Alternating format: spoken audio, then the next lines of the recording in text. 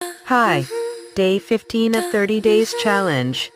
எனதுயிரே எனதுயிரே எனக்கெனவே நீ கிடைத்தாய் எனதுறவே